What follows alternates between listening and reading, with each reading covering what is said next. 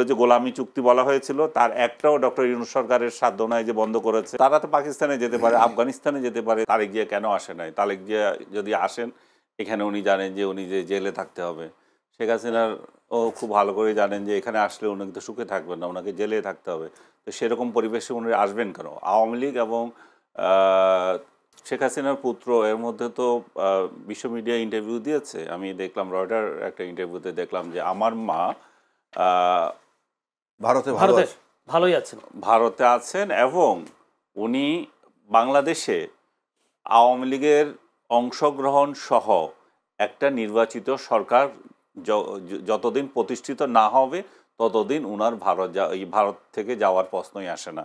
তো ওনারা তো বলেই দিয়েছেন যে ওনারা যাবেন না, ওনারা আসবেন না। এবং ভারত সরকার এখনো পর্যন্ত, যেটা আপনাকে আগেই বললাম, দে ডোন্ট অলসো কেয়ার যে বাংলাদেশে কি রায় হলো আর না হলো। কারণ তারা এটা বলে দিয়েছে যে বাংলাদেশে যতদিন ডক্টর ইউনূসের সরকার আছে, মানে এটা এভাবে বলেছে যে বাংলাদেশে যতদিন একটা নির্বাচিত সরকার আসছে না তার সাথে আমাদের ফুল এনগেজমেন্ট হবে না। আমরা এখন যেভাবে আছি দেখেন আপনি, পর্যটক সহ নানা ক্ষেত্রে তাদের সাথে আমাদের ভিসা বন্ধ এবং নানান মানে ন্যূনতম যেগুলো দরকার সে ধরনের কর্মসূচি তারা আমাদের সাথে করছে। আদারওয়াইজ তারা সম্পূর্ণভাবে বাংলাদেশ সরকারকে অ্যাভয়েড করে চলছে। যেটুকু বাণিজ্য না করলে নয় সেটুকু করছে, যেটুকু দাওয়াত না দিলে নয়, যেমন এখন একটা সিকিউরিটি দাওয়াতে যেটাতে দাওয়াত দিয়েছে, যেহেতু সাউথ এশিয়ার অন্যান্য রাষ্ট্রগুলোকেও দাওয়াত দিয়েছে এবং বাংলাদেশও তার একটা সদস্য। তো এখন সার্কের মতো একটা অর্গানাইজেশন, এটা সার্ক না, এটা অন্য অর্গানাইজেশন, সার্কের মতো একটা অর্গানাইজেশনে বাংলাদেশ যদি সদস্য হয়, আপনি যদি সেটার হোস্ট হন, অবশ্যই সেখানে আমার যাওয়ার অধিকার আছে। তো সেই অধিকারে বাংলাদেশকেও দাওয়াত দিয়েছে।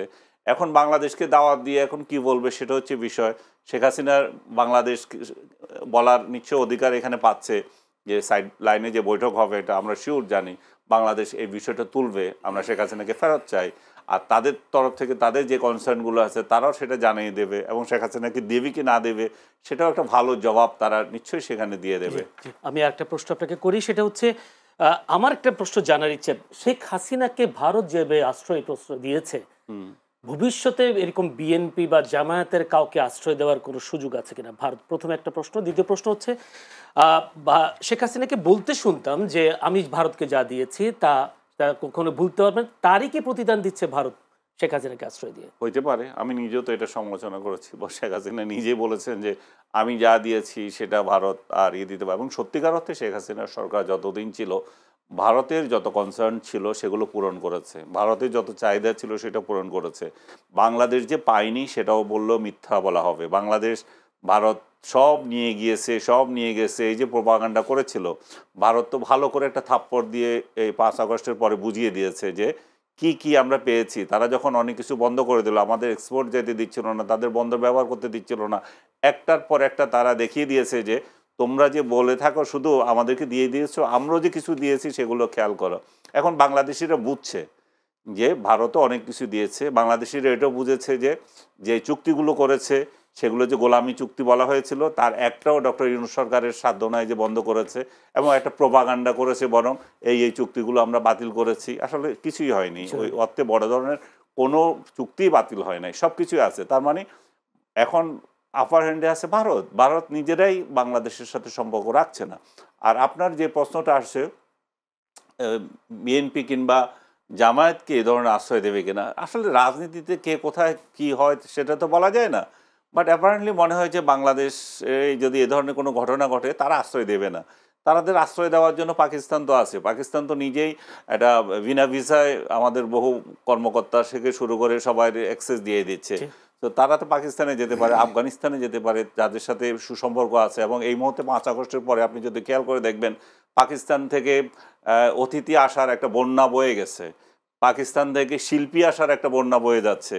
পাকিস্তানের যেই সমস্ত আপনি কি বলবেন যে ডানপন্থী নেতাগুলো যেগুলো পাকিস্তানের মধ্যেই সন্ত্রাসের উস্কানিদাতা, সেগুলো বাংলাদেশে এসে এখানে আবার সমাবেশ করছে এবং বলছে যে আপনার যেটা তারা পাকিস্তানে যেটা করে থাকে যে ক্ষুদ্র জাতিগোষ্ঠী অন্যান্য যেগুলো আছে, কে মুসলিম আর কে অমুসলিম সেগুলো নিয়ে পেঁচাল লাগিয়ে থাকা এবং নিজেদের মধ্যে হিংসা জেহাদ করা এবং একজন আরেকজনকে মারা, তারা সেই সমস্ত আইডিওলজিও বাংলাদেশে ইম্পোর্ট করার চেষ্টা করছে।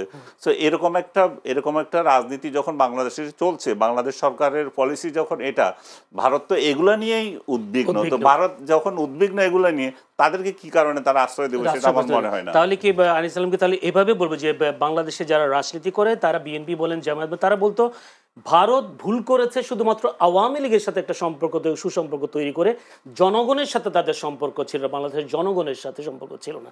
আপনার প্রশ্নের উত্তরে আমি সেটাকে ক্লিয়ার করে নিতে পারি যে আসলে ভারতের সাথে আওয়ামী লীগের সম্পর্ক, জনগণের সম্পর্ক নাই। ভারতের সাথে আওয়ামী লীগের সম্পর্ক সাথে এই কারণেই আছে, আমার স্বার্থ দেখছে সে। আর ওইখানেও তো একই, পাকিস্তানের সাথেও বিএনপি আর জামাতের সম্পর্ক এই জন্যই আছে, আমার স্বার্থ দেখছে।